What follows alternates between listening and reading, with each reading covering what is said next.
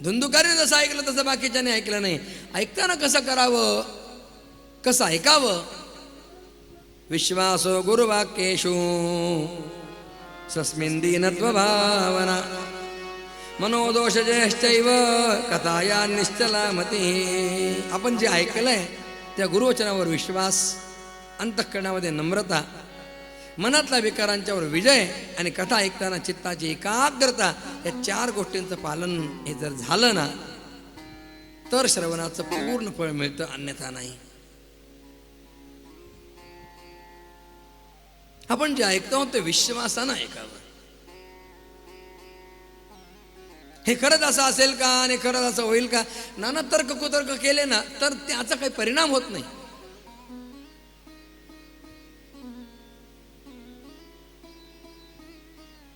आणखी महत्वाची गोष्ट आहे, देवासमोर असताना, गुरूंच्या समोर असताना आपण व्यवहारात किती जरी मोठे असू, परंतु त्यांच्या समोर आपण एक अत्यंत लहान सेवक आहोत या भावनेनं राहावं. स्वस्मिन् दीनत्व भावना, आपण दीन आहोत.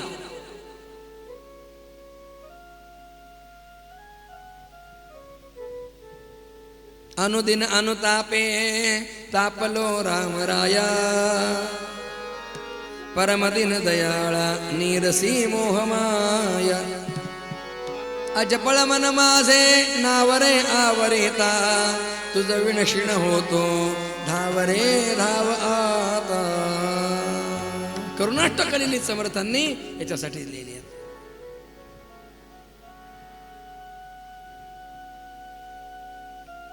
देवशी नारदाने भक्तिसूत्रामध्ये म्हटलंय, देवाला काय आवडतं? दैन्यप्रियत्व वाच्य, त्याला दीनतेचा भाव आवडतो. पण देवाकडे जात असताना आपण कोणी खूप मोठे आहोत असं न समजता आपण अत्यंत हीन दीन त्याचे एक सेवक आहोत असं मानून त्या ठिकाणी जावं. मंदमती मी काहीच नेणे, मंदमती मी काहीच नेणे, सांख्य अथवा न्याया ये सद्गुरु राया, ये सद्गुरु राया कीर्तनी ये सद्गुरु राया.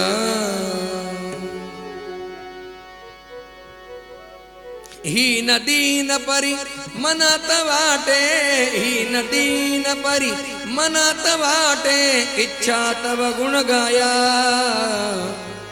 इच्छा तव गुण गाया ये सद्गुरु राया.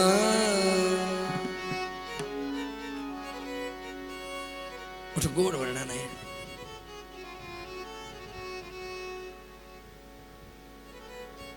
म्हणून देवासमोर जात असताना आपण खूप लहान आहोत असं मानून जावं. धनुबरायांनी म्हटलंय, तुम्हाला भगवान म्हणतात अर्जुना, तुला जर माझ्याजवळ लवकर यायचंय ना तर तुला उपाय सांगतो. जय जगा धाकुटे होई जे तई जवळीक माझी. जगामध्ये जितकं लहान लहान लहान होऊन राहता येईल तितकं माझ्या जवळ लवकर येता येईल. हो, संतांनी मुद्दाम भगवंताच्याकडे मागणी केली आहे. लहानपण देगा देवा, लहानपण देगा देवा, मुंगी साखर चारवा, मुंगी साखर चारवा. लहानपण देगा देवा, लहानपण देगा देवा, लहानपण देगा देवा.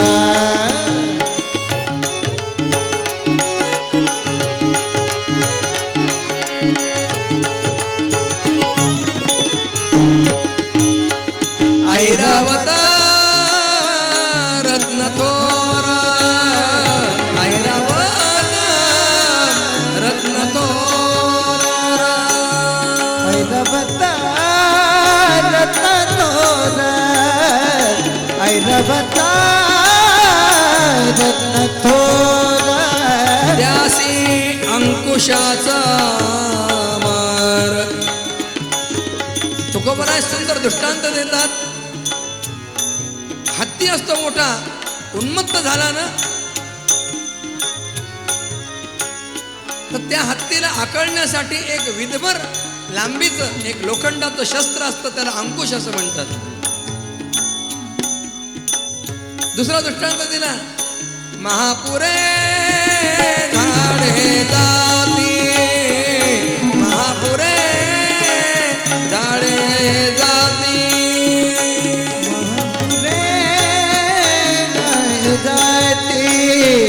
महापुरे जाती. महाभारतामध्ये कथा आहे.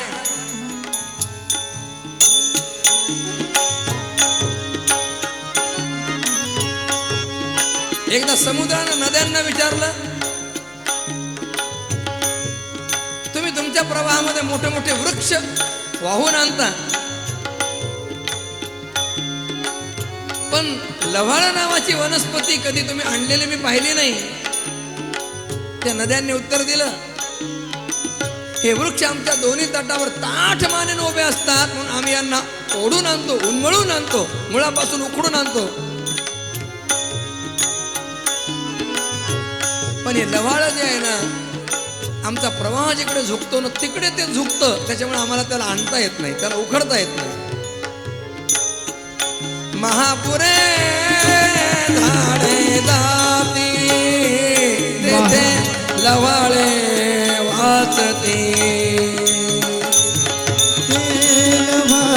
भाकती लहानपण हे ग देवा, लहानपण हे ग देवा, लहानपण हे ग देवा. व्हावे लहानाहुनी लहान, जे जगा धाकुटे होईल ते जवळी माझी.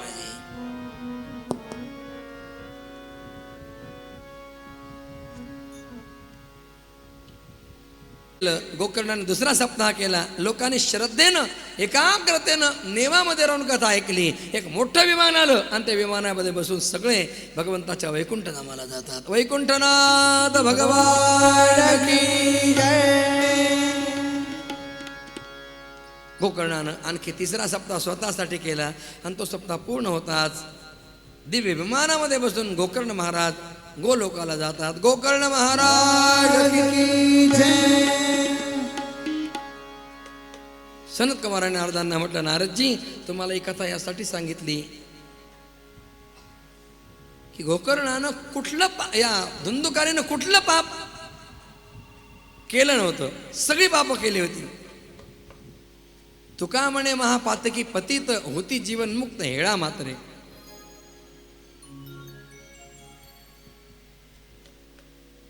धुंदुकारीचा उद्धार झाला. थोडा विचार करा, आपल्या जीवनामध्ये एखाद दुसरं पाप असेल, पण धुंदुकारी इतकं तर निश्चितच नाही. मग धुंदुकारीचा जर उद्धार होतो, आपला उद्धार का होणार नाही? फक्त आपल्या मनातला विश्वास कमी पडतो.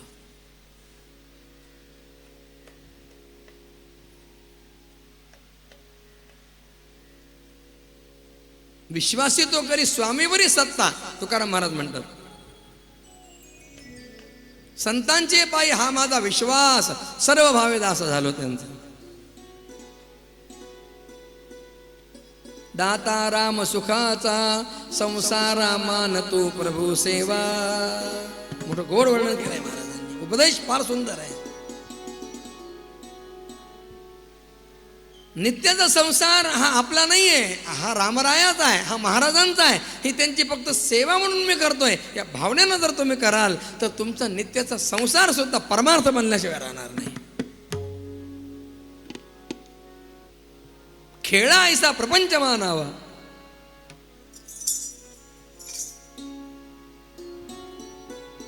महात्म्याच्या अंतिम अध्यायामध्ये श्रीमद भागवताच्या श्रवणाचा विधी सांगितलाय.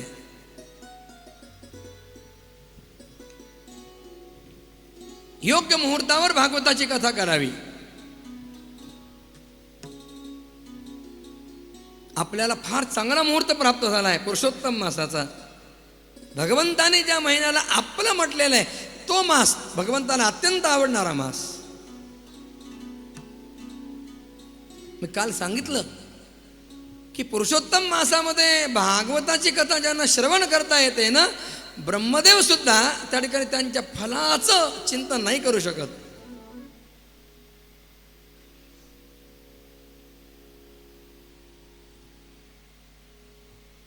मोठी सज्जता करावी, मंडप तयार करावा, लोकांना निमंत्रण द्यावं, पत्रिका द्याव्यात. आलेल्या बाहेरगावून आलेल्या लोकांची निवासाची व्यवस्था करावी.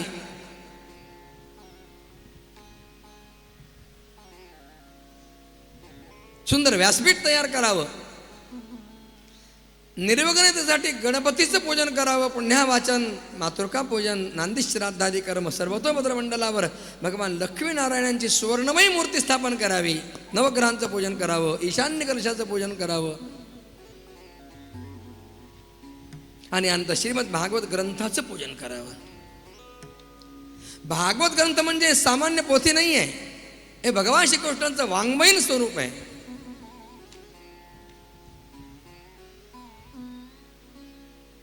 ऋषींनी विचारलं सुतांना, या भागवताला एवढं थोर पण कशामुळे, मोठं पण कशामुळे? महात्मा सुतांनी म्हटलं, जेव्हा भगवान श्रीकृष्ण धामाला जायला निघाले आणि त्यावेळेला सगळ्यांनी देवांना विचारलं, देवा आता तुम्ही गेल्यानंतर आम्ही तुम्हाला कुठे पाहावं, तुम्ही आम्हाला कुठे भेटणार? भगवान श्रीकृष्णाने काय केलं, स्वकीयम यद भवेत तेज, आपलं जे तेज आहे संपूर्ण तेज काढलं आणि ते तेज भागवतामध्ये ठेवलं. तच्च भागवते दधात तेने वाङ्मयी मूर्ती प्रत्यक्षा वर्तते हरे, सेवनात श्रवणात पाठात दर्शनात पापनाशिनी. म्हणून भागवताची कथा ही प्रत्यक्ष भगवान श्रीकृष्णाची वाङ्मयी मूर्ती आहे.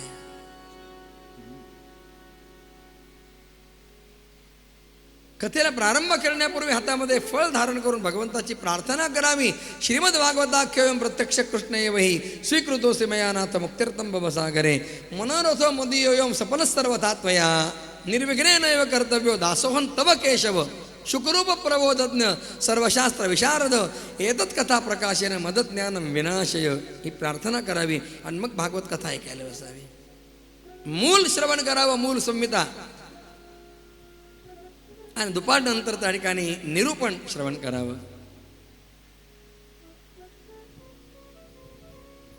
भागवत कथा कुणाच्या मुखातून ऐकावी? वक्ता कसा असावा भागवत कथेसाठी?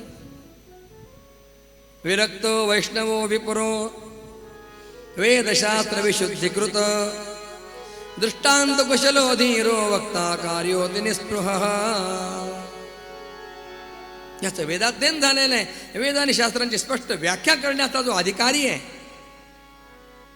जो विरक्त आहे, वैष्णव आहे, वैष्णव दीक्षा घेतलेला आहे.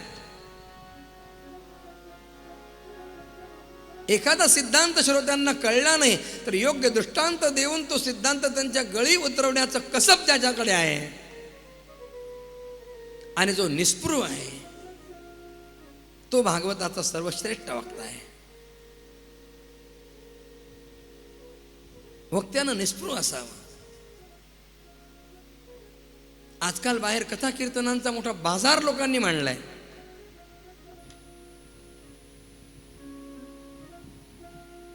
निस्पृहता असावी. वक्त्यानं निस्पृह असावं आणि यजमानानं उदार असावं. दोन्ही गोष्टी आहेत. खर्च किती करावा सांगितलंय, 1,00,000-2 लाख असं नाही सांगितलं. विवाहे यादृशम वित्तम, आपल्याला मुलगी जर असेल तर मुलीचा विवाह आपण जितक्या थाटात करतो ना तशी भागवत कथा करावी. विवाहे यादृशम वित्तम तादृशम परिकल्पयेत.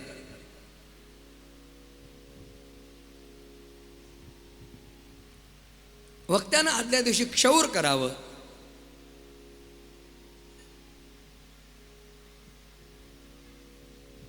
आणि भागवताची कथा 7 दिवस ऐकावी.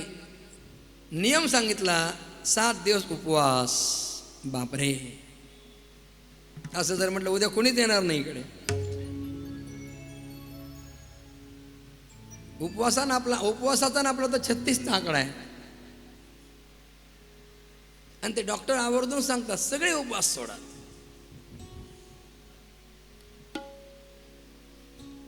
हे बघा, नियम जो असतो ना तो सशक्त, धडधाकट, निरोगी व्यक्तीसाठी असतो. म्हणून आपल्या शरीराची जशी त्या ठिकाणी आवश्यकता आहे, जशी अवस्था आहे त्याप्रमाणे नियम घ्यावा.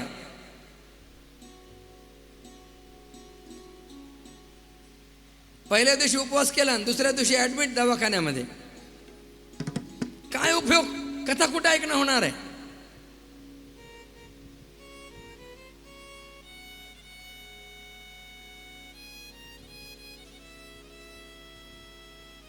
उपवास नसेल जमत तर एकदा फलाहार, एकदा भोजन, सात्विक भोजन.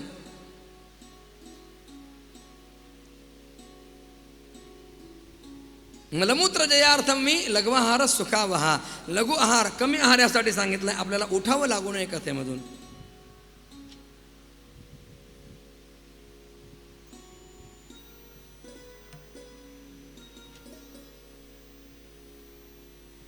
एकदा भोजन करून जमत नसेल, दोनदा भोजन करा. मी याच्या पुढे सांगत असतो, रोज 2 वेळेला भोजन करत असाल, कथेत आवश्यकता असली तर 3 वेळेला जेवा, पण कथा ऐकायला या.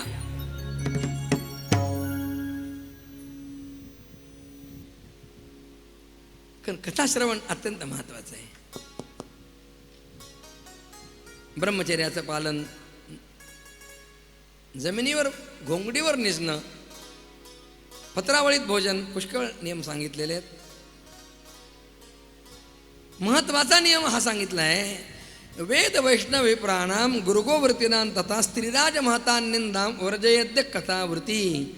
ज्यानं कथेचं व्रत घेतले, 7 दिवसाचं व्रत आहे बरं का, 11 दिवसांचं. जसं हरतालिकेचं व्रत असतं ना, वटपौर्णिमेचं व्रत असतं, तसं भागवत कथा हे सुद्धा व्रत आहे. मग नियम काय सांगितले? हे सगळे सांगितले खानपानाचे, पण महत्वाचा नियम सांगितला की 11 दिवस कथा ऐकेपर्यंत कोणाची निंदा आपल्याकडून होता कामा नये. स्त्रीराज महतान निंदा,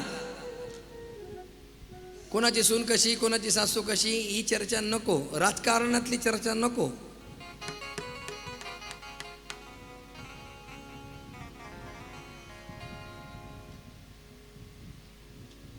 एकाग्र अंतःकरणानं कथाश्रवण करावी. आणि अशी जर कथाश्रवण केली तर त्या ठिकाणी त्याचं फार मोठं फल प्राप्त होतं.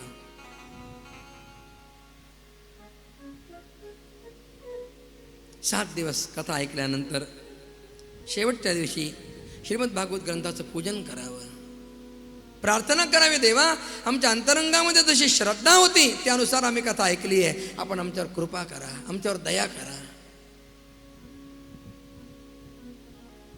आपल्याकडनं काही 7 दिवसामध्ये किंवा कथेच्या काळामध्ये चूक जर घडली असेल तर त्याचं परिमार्जन म्हणून शेवटी दान करायला सांगितलंय. ग्रंथाचं पूजन करावं, पत्रम पुष्पम फलम तोयम समर्पण करावं, सुवर्णदान, धेनुदान, वस्त्रदान, पुष्कळ काही सांगितलेलं आहे. दानानं आपल्या सेवेतलं जे न्यून आहे त्या न्यूनाची पूर्ती होते, जे कमतरता आहे ते भरून निघतं. शेवटी सगळ्यांना प्रसाद द्यावा. शक्य असेल दशमस्कंदाचं हवन करावं. होम करणं अशक्य असेल तर होमाचं जे द्रव्य ते दान द्यावं. गीतेचा पाठ करावा, विष्णू सहस्रनामाचा पाठ करावा.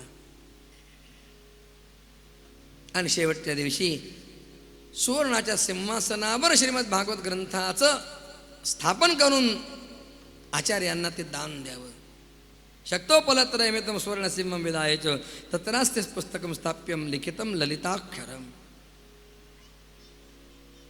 पुष्कळ काही सांगितलंय. हे श्रीमद भागवत श्रवणानं सगळ्यांना मुक्ती देणार आहे. श्रीमद भागवताचं महात्म्य या ठिकाणी शरद कुमारांनी वर्णन केलं. आता आपल्याला प्रत्यक्ष श्रीमद भागवतामध्ये प्रवेश करायचा है. आइए हम सब भगवान का नाम गाते हुए श्रीमद भागवत जी में प्रवेश करते हैं. श्रीकृष्ण गोविंद हरे मुरारे हे नाथ नारायण वासुदेव हरे मुरारी हे नाथ नारायण वासुदेव श्रीकृष्ण गोविंद हरे मुरारे हे नाथ नारायण वासुदेव सब गाइए सगळ्यांनी मोठ्या आवाजामध्ये टाळी वाजून प्रेमानं भजन करायचं आहे नारायण वासुदेव श्रीकृष्ण गोविंद हरे मुरारे हे नाथ नारायण देव श्रीकृष्ण गोविंद हरे मुरारी हे नाथ नारायण वासुदेव हे नाथ नारायण वासुदेव हे नाथ नारायण वासुदेव हे नाथ नारायण वासुदेव हे नाथ नारायण वासुदेव हे नाथ नारायण वासुदेव नाथ नारायण वासुदेव हे नाथ नारायण वासुदेव हे नाथ नारायण वासुदेव हे नाथ नारायण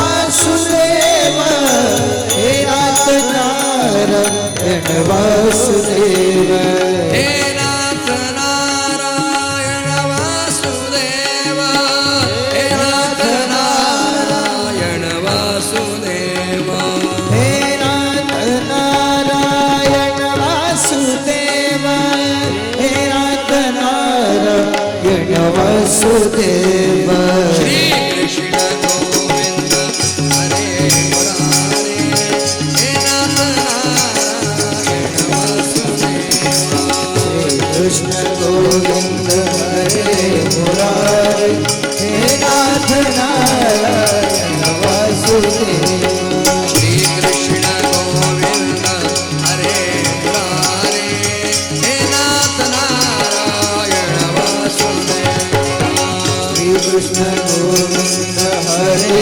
मुरारी हे नाथ नारायण वासुदेव हे नाथ नारायण वासुदेव हे नाथ नारायण वासुदेव हे नाथ नारायण वासुदेव हे नाथ नारायण वासुदेव गोपाल कृष्ण भगवान की जय ओम नमो भगवते वासुदेवाय जन्माद्यस्य यतोऽन्वयादितरतश्चार्थेष्वविघ्नस्वराट् तेने ब्रह्महृदाय आदिकवये मुह्यन्ति यत्सूरयः तेजो वारिमृदा यथा विनिमयो यत्र त्रिसर्गो मृषा दाम्ना स्वेन सदा निरस्तकुहकं सत्यं परं धीमहि प्रथम श्लोकामध्ये महर्षी वेदव्यास मंगलाचरण करतात. सत्यं परं धीमहि परम सत्याचं आम्ही ध्यान करतो. धीमहि गायत्री मंत्रातलं पद आहे. भागवताच्या पहिल्या श्लोकामध्ये गायत्री मंत्रातले पद वापरलंय. याचा अर्थ काय? भागवती श्रुती आणि सूत्र यांना अनुरूप आहे हे दाखवण्याचा प्रयत्न केलाय. गायत्री मंत्र हा एकमेव असा मंत्र आहे की हा चारही वेदामध्ये सारखा आहे, समान आहे. बाकीचे मंत्र शाखेनुसार उच्चार बदलतात, अक्षर बदलतात. ऋग्वेद, यजुर्वेद, सामवेद, अथर्ववेद. पण एकमेव गायत्री मंत्र असा महामंत्र आहे की जो मंत्र सगळ्या शाखांमध्ये, सगळ्या वेदांमध्ये सारखा आहे. एक वेद किंवा एक शाखा यांचा पक्षपात नाही आहे गायत्री मंत्रामध्ये. म्हणून धीमय पद यासाठी वापरलंय की धीमय या पदाने हे सूचित करायचं आहे की भागवत हा संप्रदाय निरपेक्ष ग्रंथ आहे. अमुक एक संप्रदायाचा ग्रंथ असं म्हणता येत नाही, सगळ्यांचा आहे. केवळ कृष्ण संप्रदायाचा असता तर व्यासांनी कृष्णं परं धीमहि असं लिहिलं असतं. दत्त संप्रदायाचा असता दत्तम परं धीमहि म्हटलं असतं. राम संप्रदायाचा असला रामम परं धीमहि असं म्हटलं असतं. पण हे न म्हणता सत्यम परं धीमहि का म्हटलं? व्यासाने विचार केला, हा तर याच्यावर सगळ्यांच्यासाठी ग्रंथ आहे. भगवंताची रूप जरी निर्णय असली रामकृष्ण वगैरे, परंतु त्या सगळ्या रूपांमध्ये सत्य नावाचं एक तत्व अनुस्यूत आहे. जसं माळ असते ना, जपाची माळ, त्या माळेमध्ये दोरा असतो, बाहेरून तो दोरा दिसत नाही, पण तो दोरा आहे म्हणून माळ आहे. दोरा जर ओढून घेतला आतला तर मणी विखुरले जातील. जसा दोरा दिसत नाही पण सगळ्यांना धारण करतो, तसं भगवंताच्या सगळ्या अवतारांमध्ये सत्य नावाचं भगवंताचं स्वरूप प्रत्येक अवतारामध्ये अनुस्यूत आहे. ते दिसत जरी नसलं तरी सुद्धा ते अनुस्यूत आहे.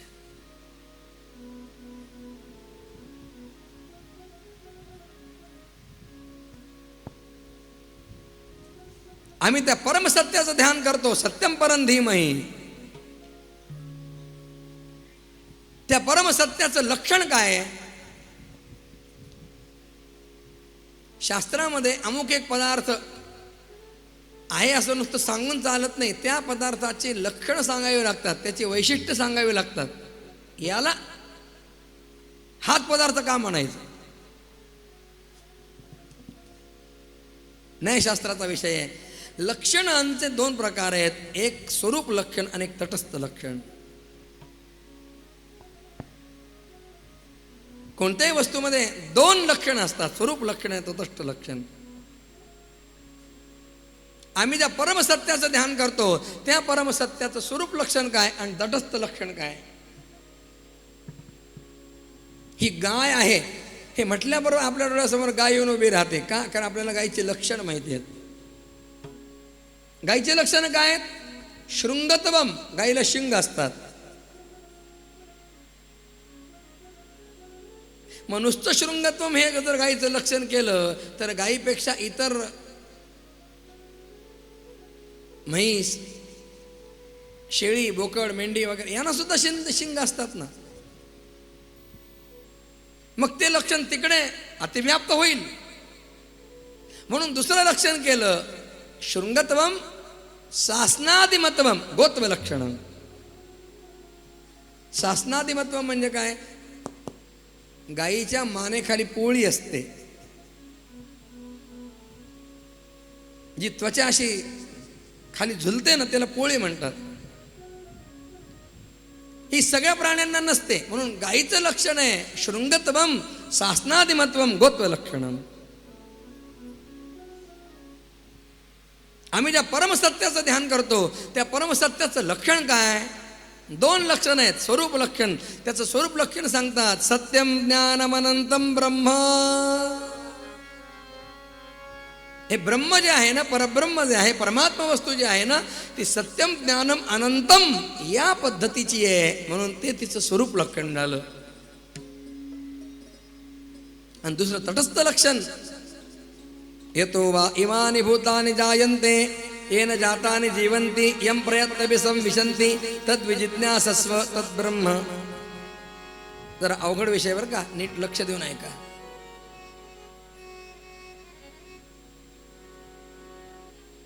ज्याच्यापासून हे सगळं जगत निर्माण झालं, ज्याच्यामुळे सगळं जगत जगतं आणि ज्याच्यामध्ये सगळं जगत विलीन होतं, तो परमात्मा. हे परमात्माचं तटस्थ लक्षण आहे. अन्याच्या द्वारा अन्याला लक्षित करणं हे तटस्थ लक्षण आहे. आणि स्वयं स्वरूपद्वारा स्वतःला लक्षित करणं हे स्वरूप लक्षण आहे. तुम्हाला उदाहरण सांगतो म्हणजे लक्षात येईल. भगवान श्रीराम प्रभू लखन आणि जानकी यांच्या समवेत वनवासाला निघाले. ज्या मार्गाने ते जात असतात ना, त्या मार्गाच्या आजूबाजूचे सगळे कोल किनार भिल्ल वाड्या वस्तीवर राहणारे सगळे रामदर्शनाला येतात. गोस्वामीजींनी वर्णन केलंय, कंदमूल फल भरी भरी दोना, चले रंग जणू लुटून सोना. आपल्या हातामध्ये कंदफळं फळं घेऊन रामदर्शनाला येतात, जणू काही सोनं लुटायला निघालेत. भिल्ल स्त्रिया सुद्धा येतात. मग त्या स्त्रियांना कळत नाही राम आणि लक्ष्मण यांच्यामधले राम कोणते.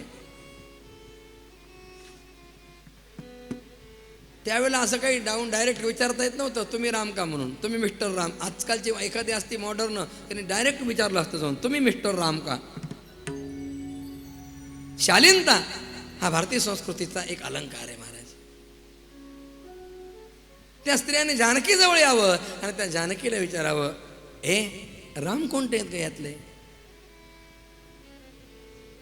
जानकी सुद्धा शालीन आहे महाराज. तिनं लगेच निर्देश नाही करायचा, राम कोणते ते सांगायचं. पण तिनं काय सांगितलं माहितीये का, ते गोऱ्या भावाबरोबर जे आहेत ना ते हे, याला व्यंजना म्हणतात.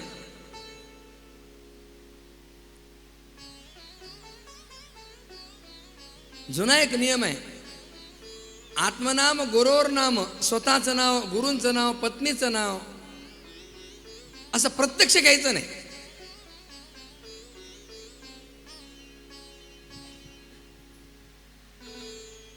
म्हणून नाव घ्यायचं असलं तर आपल्याकडे उखाण्यामध्ये नाव घ्यायची पद्धत आहे. आता डायरेक्टच नाव घेतात, नाव घेतल्याशिवाय हाकच मारत नाहीत एकमेकांना.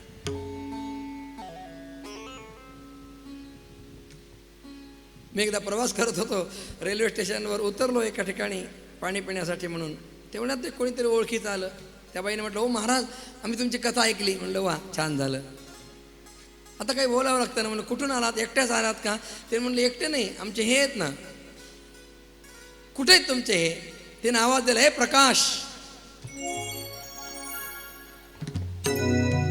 मागून तो प्रकाश आला. त्याच्या डोक्यावर एवढ्या सुटकेस होत्या, एवढ्या बॅगा होत्या की तो प्रकाश आहे का कुली आहे रेल्वे स्टेशनवरचा तेच कळेना.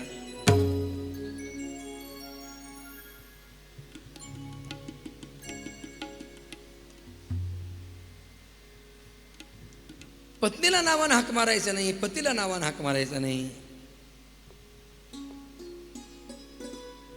जानकीनं त्या स्त्रियांना सांगितलं, गोऱ्या भावाबरोबर जे आहेत ते हे. काही स्त्रिया त्यातल्या जरा थोड्याशा खोडसाळ होत्या. त्याने म्हटलं नाही, आम्हाला कळलं नाही, नेमकं हे कोणतेच सांग. मग जानकीने काय सांगितलं, ते जे श्यामल वर्णाचे आहेत ना ते हे राम, श्यामल वर्णाचे. दोन्हींनी रामाचाच निर्देश केलाय. पण गोऱ्या भावाबरोबर जे आहेत म्हणजे सांगायचे राम पण सांगते गोरा भाऊ, याला तटस्थ लक्षण म्हणतात. आणि जे श्यामल वर्णाचे आहेत, घनश्याम राम लावण्य रूपी, महाधीर गंभीर पूर्ण प्रतापी. सावळा वर्ण जो आहे ना, नील वर्ण जो आहे ना, तो रामाला सोडून राहणारा नाही. स्वरूप लक्षण असं आहे की ते सोडून राहत नसतं. म्हणून श्यामल वर्णाचे जे आहेत ते राम हे स्वरूप लक्षण झालं. आम्ही ज्या परमसत्याचं ध्यान करतो ते परमसत्य कसं आहे, सत्यम ज्ञानम अनंतम ब्रह्म. आम्ही अशा परब्रह्माचं ध्यान करतो. तो परमात्मा कसा आहे, स्वराट सुसामर्थ्यानं संपन्न आहे, त्याला कुणाची गरज नाही. तो नसला तर जग नसेल, पण जग नसलं तर त्याचं काही अडणार नाही.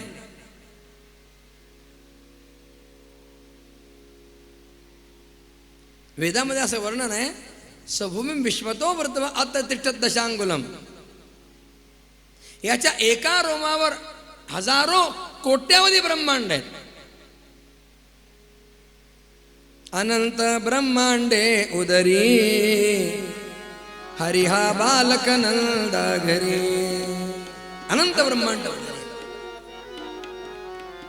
रोम रोम प्रति लागे कोटि कोटि ब्रह्मांड.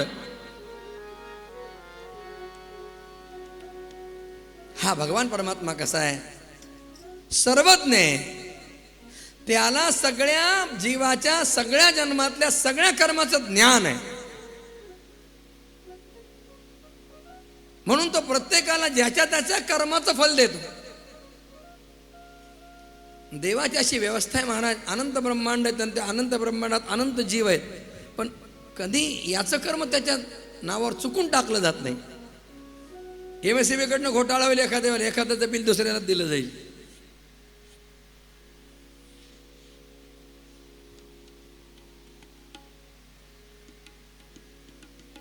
तो सर्वज्ञ आहे. या भगवंताने काय केलं, ब्रह्मदेवाला संकल्पानं वेदाचं ज्ञान दिलं. तेने ब्रह्महृदाय आदि कवये मुह्यन्ति यत्सूरयः. आम्हाला तरी वेदमंत्रांचं अध्ययन करताना, वेदाचं अध्ययन करताना 12-12 वर्ष राहावं लागतं. मंत्र घोकावे लागतात, पाठ करावं लागतं, ते लक्षात ठेवावं लागतं, परीक्षा द्याव्या लागतात. पण भगवंताने ब्रह्मदेवाला हे काही न करता नुसतं संकल्प मात्रानं ज्ञान दिलं. तेजो वारि मृदा यथा विनिमयो यत्र त्रिसर्गो मृषा. वस्तुतः हे जग सगळं खोटं आहे, परंतु भगवंताच्या सत्यरूप अधिष्ठानावर अध्यस्त असल्यामुळं हे जग खरं वाटतं, अन्यथा हे जग खरं नाही.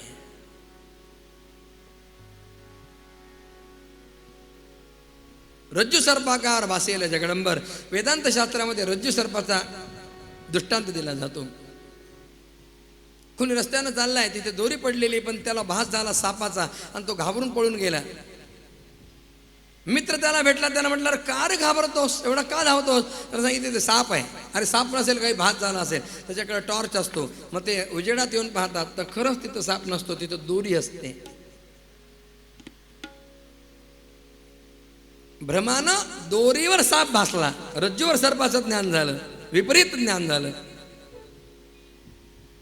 पण ज्या वेळेला खऱ्या दोरीचं ज्ञान होतं, ही दोरी आहे, उजेडामध्ये जेव्हा खरं पाहिलं जातं आणि खऱ्या अधिष्ठानाचं, दोरीला अधिष्ठान म्हणतात, खऱ्या अधिष्ठानाचं जेव्हा ज्ञान होतं तेव्हा अध्यस्त झालेला जो साप आहे तो साप निवृत्त झाला. खोटा असलेला साप निघून गेला, निवृत्त झाला.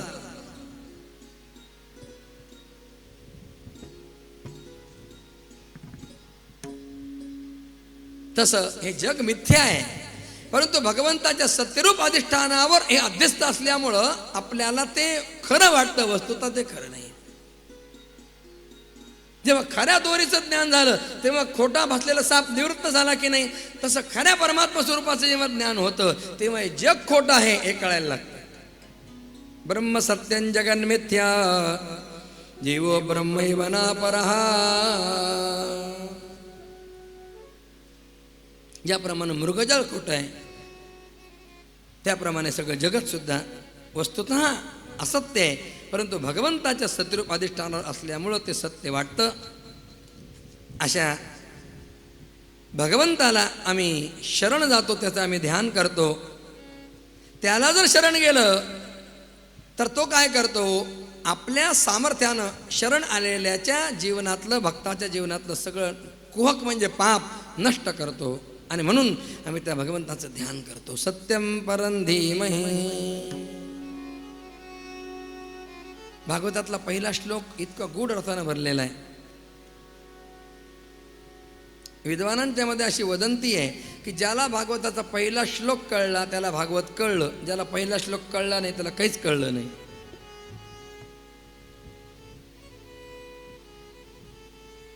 याच्यावर विद्वानांनी एका श्लोकावर 108 प्रकारच्या टीका केल्यात वेगवेगळ्या.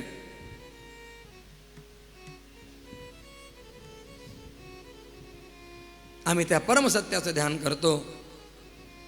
दुसऱ्या श्लोकामध्ये शुकदेवांनी मंगलाचरण केलंय. धर्म प्रोज्यत कैतवोत्र परमो निर्मत्सराणाम सताम वेद्यं वास्तवमत्र वस्तु शिवदं तापत्रयोन्मूलनं. श्रीमद्भागवते महामुनिकृते किं वा परैरीश्वरः सद्यवृद्ध्यवरुद्धते कृतिभिः शुश्रूषुभिस्तत्क्षणा. ही श्रीमद भागवत काय सांगतं, भागवतामध्ये काय सांगितलंय, कशाचं प्रतिपादन केलंय, विषय काय भागवताचा? शुद्ध धर्माचं प्रतिपादन हा भागवताचा विषय आहे.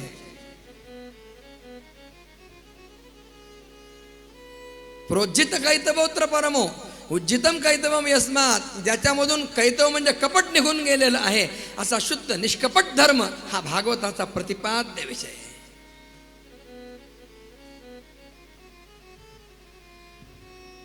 धर्म कोणाला म्हणावं जो कपट सांगत नाही आपल्याला. कुणाची मंदिरं तोडा, कुणाच्या मूर्त्या फोडा, कुणाला जबरदस्तीने आपल्या धर्मात आणा, हे सांगणारा धर्म नाही. मला सांगायला अभिमान वाटतो, या जगाच्या पाठीवर एकमेव आपला हिंदू धर्म हाच धर्म आहे. बाकीचे सगळे पंथ आहेत. धर्म आणि पंथ याच्यामध्ये फरक आहे महाराज. पंथ अलीकडचा आहे, धर्म अनादी आहे. हिंदू धर्म सोडून बाकीचे सगळे पंथ आहेत.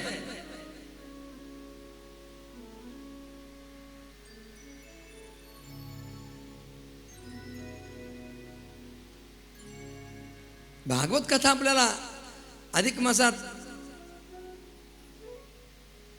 इथं करावी वाटली, आपण केली. पण जर विचार असा आला मनामध्ये की तिकडं अफगाणिस्तानात, पाकिस्तानात जाऊन भागवत कथा करायची, होईल का हो? तिथल्या लोकांना दर्शनाला सुद्धा चोरून मारून जावं लागतं.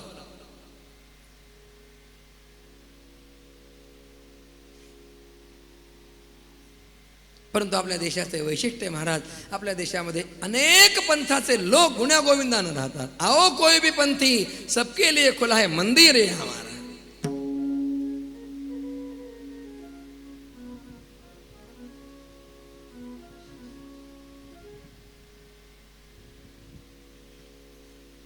निष्कपट धर्माचं प्रतिपादन हा भागवताचा प्रमुख विषय आहे. या भागवताचा अधिकारी कोण आहे?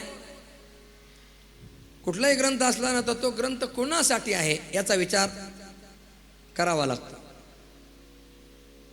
जादूचा देवा, उडता घोडा, सोन्याची परी, हे लहान लहान छोटे छोटे गोष्टी त्याच्यावर लिहिलं असतं लहानांसाठी. भागवता ग्रंथ कोणासाठी आहे? या भागवताचा अधिकारी कोण आहे? निर्मत्सराणाम सताम. जो निर्मत्सर आहे, ज्याच्या अंतरंगामध्ये कोणाबद्दल द्वेष नाही, असा शुद्ध मनाचा सच्चा श्रोता हा भागवताचा खरा श्रोता आहे. मग तो स्त्री असला पाहिजे, पुरुष असला पाहिजे, लहान पाहिजे, मोठा पाहिजे, सिनियर सिटीजन पाहिजे, हा काही अट नाहीये महाराज.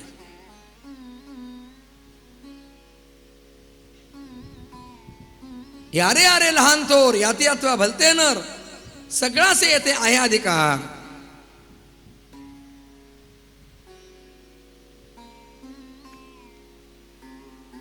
त्याला 100% फल मिळेल ज्याच्या अंतरंगामध्ये मत्सर नाहीये, कुणाबद्दल द्वेष भावना नाहीये, तो याचा पहिला अधिकारी आहे.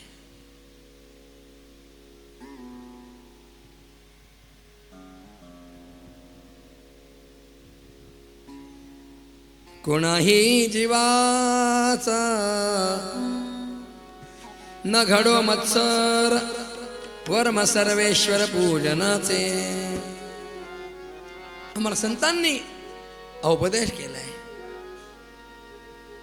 विष्णुमय जग, वैष्णवांचा धर्म, भेदाभेद भ्रम अमंगळ.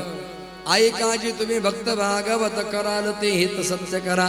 कोणाही जीवाचा न घडो मत्सर, वर्व सर्वेश्वर पूजनाचे.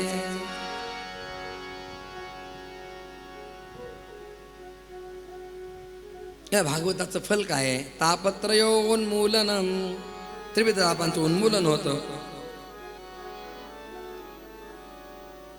जो कोणी या भागवताचं श्रवण करतो त्याच्या अंतरंगामध्ये तात्काळ विना विलंब त्याच्या हृदयामध्ये भगवान स्थिर होतात. मग असं जर आहे तर याखेरीज दुसरं साधन किंवा शास्त्र यांची गरज काय आहे? 3ऱ्या श्लोकामध्ये महात्मा सुतांनी मंगलाचरण केलंय. भागवत कसं आहे? निगमकल्पतरोर गलितम फलम शुकमुखादमृतद्रव संयुतम पिबत भागवतम रसमालयम मुहुरहो रसिका भुवे भावका. काल उद्घाटनाच्या सत्रामध्ये नागपूरमधलं अत्यंत श्रेष्ठ असं विद्वान व्यक्तिमत्व, प्रातस्मरणीय परमादरणीय कृष्णशास्त्री आर्यविकर गुरुजी यांनी बोलत असताना हा उल्लेख केला, भागवत निगम म्हणजे वेदरूपी कल्पवृक्षाचं फळ आहे. आधीच तर वेद आपल्याला सगळं काही देणार आहे. वेदाची जर उपासना केली तर वेदापासून काही मिळत नाही असं नाहीच आहे, सगळं काही मिळतं वेदापासून.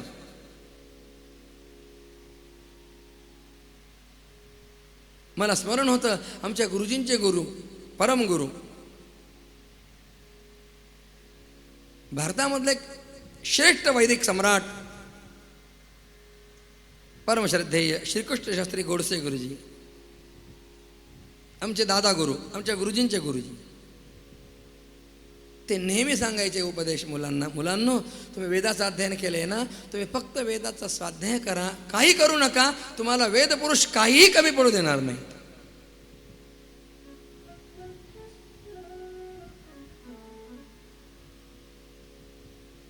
सगळं काही वेदापासून मिळतं. कोकणामध्ये आमचे परमश्रद्धे मुरवणे गुरुजी आहेत, त्यांची पाठशाळा आहे. कुणाकडे काही मागायचं नाही, पावती पुस्तक नाही, दान देणगी हे काही नाही. ज्याला वाटेल त्यानं त्या ठिकाणी काय दिलं तर ते स्वीकारायचं, कुणाकडे काही मागायचं नाही. त्यांचं घर म्हणजेच पाठशाळा आहे. आणि तुम्हाला आश्चर्य वाटेल, महाराज कुठल्याही गोष्टीची कमतरता नाही आहे.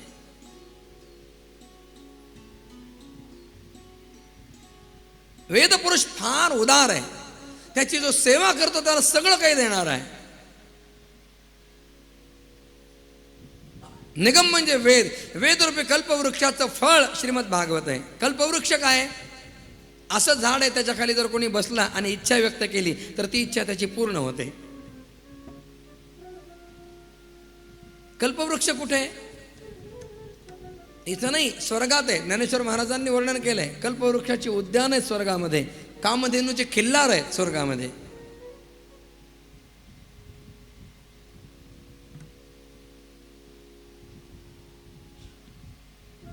पण या कल्पवृक्षाची एक विशेषता आहे,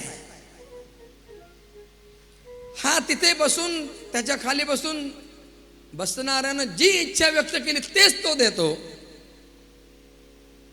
मग ती इच्छा त्याने व्यक्त केलेली त्याच्या हिताची आहे का अहिताची आहे हे कल्पवृक्ष पाहत नाही. एक जण प्रवासी बसला झाडाखाली, उन्हाचा ताप असह्य झाला होता म्हणून. मनात विचार आला, पाणी मिळालं तर बरं होईल, पाणी मिळालं. जेवण मिळालं तर बरं होईल, जेवण मिळालं. आपल्याला विश्राम करायचा आहे, काही व्यवस्था झाली तर उत्तम व्यवस्था झाली. विचार करतोय माझ्या मनासारखं इथं होत आहे, इथं भूताटकी तर नाही. मनात विचारायचा अवकाश, 2-4 भूत आले. अशा वेळेला विचार मनात यावा ना चांगला की भूताने दुसरीकडे जावं, कुठे यदत्र संस्थितम भूतम स्थानमाश्रित्य सर्वतः. पण त्याच्या मनात तो विचार नाही आला. घाबरल्यानंतर त्यानं म्हटलं, अरे याच्यातलं एखादं भूत मला खाणार तर नाही ना. एका भूतानं लगेच खाऊन टाकलं. दृष्टांत संपला. कल्पवृक्ष इच्छा केलेली चांगली आहे का वाईट आहे याचा विचार नाही करत. पण श्रीमद भागवत नावाचा कल्पवृक्ष असा आहे, नाही कल्पवृक्ष नाही, हा कल्पवृक्षाचं फळ आहे. गलितम फलम.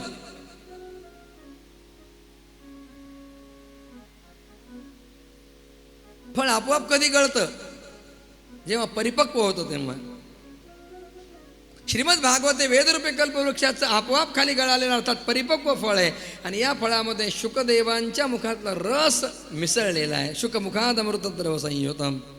शुक शब्दाचा दुसरा अर्थ पोपट असाही होतो. पोपट नावाचा पक्षी, त्याच्याकडे अशी काही भगवंताने त्याला देणगी दिलेली आहे की तो हजारो फळं असतील झाडाला तरी सुद्धा जे पिकलेलं फळ आहे त्याच्याकडेच तो जातो, कच्च्या फळाकडे तो जात नाही, त्याला चोच लावत नाही. हे गोड आहे का टेस्ट करून पाहू, हे गोड आहे का टेस्ट करून पाहू, मग तिसरं नाही, जे गोड फळ आहे ना त्याच्याकडे तो झोंबतो. या भागवत रूपी कल्पवृक्षाच्या फळाला शुकदेवांचा संस्पर्श झालेला आहे. आणि म्हणून महात्मा सुतांनी सगळ्यांना आवाहन केलंय, पिबत भागवतम रसमालयम मुहुरहो रसिका भुवि भावुका. हे भाविक जन हो, रसिक जन हो, तुम्ही काय करा, या भागवत रूपी फलाचं आकंठ पान करा. कुठपर्यंत प्या, आलयम, आलयम म्हणजे शेवटच्या श्वासापर्यंत या भागवताचं तुम्ही पान करा.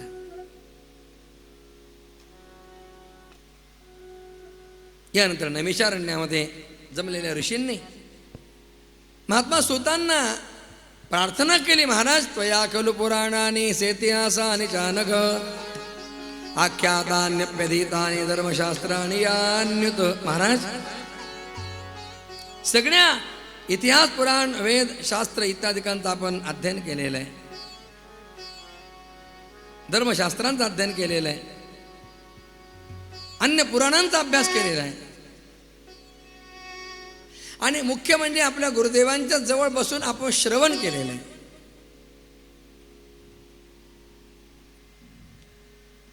भागवत कथा सांगण्यासाठी नुसत्या भागवताचा अभ्यास करून नाही चालत, त्याला अन्य पुराणांचा सुद्धा अभ्यास करावा लागतो. त्याला रामायण महाभारत याचा सुद्धा अभ्यास लागतो. कारण पुराणांची शैली अशी आहे, एका पुराणामध्ये एखाद्या विषयाचा विस्तार असेल, दुसऱ्या पुराणात त्याचा संक्षेप असतो, साखळी आहे. माझा स्वतःचा अनुभव सांगतो. मी भागवत सांगायला लागलो, मला भागवतामध्ये काही शंका होत्या. मी जेव्हा आमच्या इथं दत्त जयंतीला आमच्या दत्त मंदिरात मी दत्तपुराण सांगितलं, थोरल्या स्वामी महाराजांनी लिहिलेलं, टेंबे स्वामी महाराजांनी लिहिलं, तेव्हा ते दत्तपुराणाचं पारायण करत असताना भागवतातल्या त्या शंका आहे त्या तिथं निरसन झाल्या आपोआप.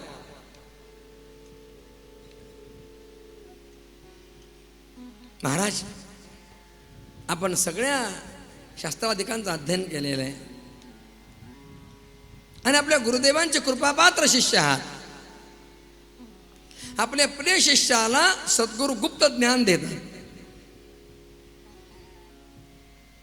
महाराज, आम्हाला तुम्हाला काही प्रश्न विचारायचे आहेत. भागवताचा उपक्रम हा 6 प्रश्नांच्या मधून झालेला आहे. तत्र तत्रांजसायुष्मन् भवता यद् विनिश्चितम् पूसामेकांतश्रेया तन्नश्यंसुतमर्हसि. पहिला प्रश्न विचारला महाराज, मानवी जीवनामध्ये परम कल्याण कशानं होतं, असं कोणतं साधन आहे. दुसरा प्रश्न विचारला महाराज, सकळ शास्त्रांचं सार काय. तिसरा प्रश्न विचारला, भगवंताचे अवतार किती. चौथा प्रश्न केला, भगवान अवतार का घेतात. पाचवा प्रश्न केला, भगवान अवतार घेऊन काय करतात. आणि 6वा अंतिम प्रश्न विचारला, ब्रूहि योगेश्वरे कृष्णे ब्रह्मण्ये धर्मवर्मणे स्वांकाष्टामधुनोपेते धर्मक्कम शरणं गतः. भगवान श्रीकृष्णाने धामाला निघून गेल्यानंतर धर्म कोणाला शरण गेला, हे 6 प्रश्न विचारले. प्रश्न ऐकल्यानंतर अत्यंत आनंद झाला महात्मा सुतांना. त्यांनी ऋषींच्या या प्रश्नांचा आदर केला. प्रतिपूज्य वचस्तेषाम. एखाद्यानं प्रश्न जर विचारला ना तर त्याचं कौतुक करावं, त्याचं अभिनंदन करावं. वा, काय छान प्रश्न विचारला.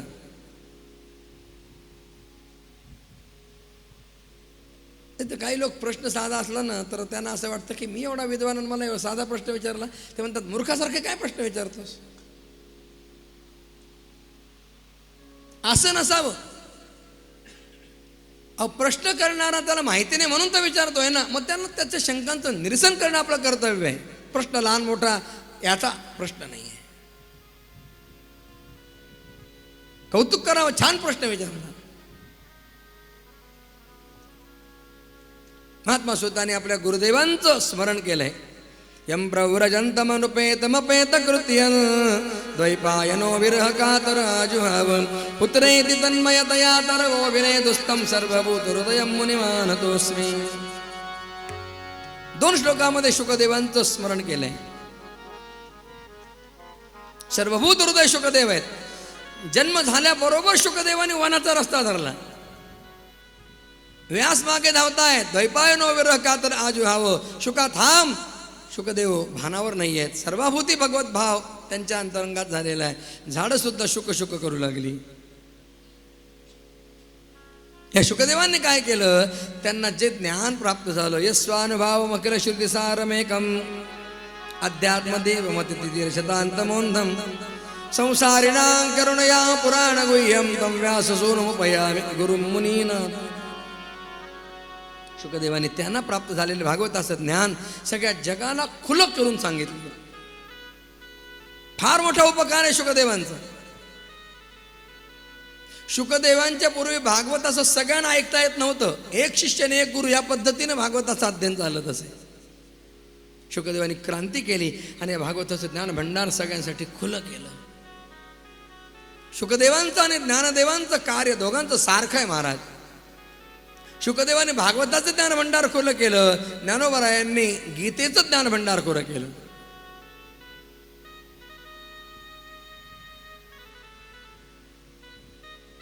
म्हणून ज्ञानदेवांचं आणि शुकदेवांचं कार्य सारखं आहे. लोपले ज्ञान जगी हित नेणाती कोणी, लोपले ज्ञान जगी लोपले ज्ञान जगी नेतरेणाती कोणी, लोपले ज्ञान जगी. अवतार पांडुरंग नाव ठेविले ज्ञानी, अवतार पांडुरंग नाव ठेविले ज्ञानी. आरती महाकैवल्य तेजा सेविती सदुसंत वेदला माझा रती ज्ञानदा. प्रगट गुह्य बोले, गुह्य ज्ञान प्रगट केलं. प्रगट गुह्य बोले विश्व ब्रह्माची केले, प्रगट गुह्य बोले. प्रगट गुह्य बोले विश्व ब्रह्माची केले, प्रगट गुह्य बोले. राम जनार्दनी पायी टकाची ठेले, राम जनार्दनी पायी टकाची ठेले. आरती ज्ञानराजा महाकैवल्य तेजा सेविती सदुसंत वेदला माझा आरती ज्ञानराजा. प्रगट गुह्य बोले विश्व ब्रह्मजी. संसारी लोकांच्यावर करुणा करून शुकदेवाने भागवताचं गुह्य ज्ञान प्रगट केलं. अशा शुकदेवांना मी वंदन करतो. तम व्यास सोनमुपयामि गुरुं मुनीना. नारायण नमस्कृत्य नरंचैव नरोत्तम हा श्लोक म्हटला, कारण कुठलंही पुराण हा श्लोक म्हटल्याशिवाय आरंभ होत नाही. हा नियम आहे, व्यासांनी घालून दिलेला आहे. महात्मा स्वतःने म्हटलं, मुनीश्वर हो, तुम्ही फार सुंदर प्रश्न केलाय, साधू पृष्ठ हो हम. कारण हा प्रश्न भगवान श्रीकृष्णांच्या संबंधानं आहे आणि त्यामुळं भगवान श्रीकृष्णांच्या प्रसन्नतेसाठी हे प्रश्न फार महत्वाचे आहेत.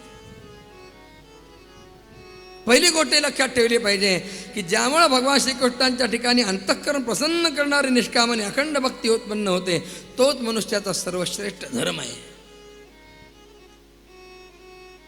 आपण धर्मानं वागतो हे असं कधी समजावं, जेव्हा आपल्या अंतरंगामध्ये भगवंताच्या बद्दलची चढती वाढती भक्ती उत्पन्न होते ना, तेव्हा समजावं आपला ट्रॅक बरोबर आहे.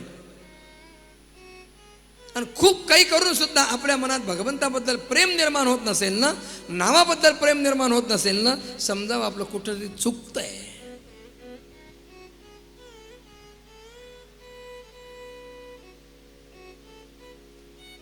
भगवंताची वासुदेवाची भक्ती अंतरंगामध्ये निर्माण झाली ना, तर ती भक्ती काय करते, जनयती आश वैराग्यम, वैराग्य आणि ज्ञान या दोन्ही गोष्टींना ती आणते.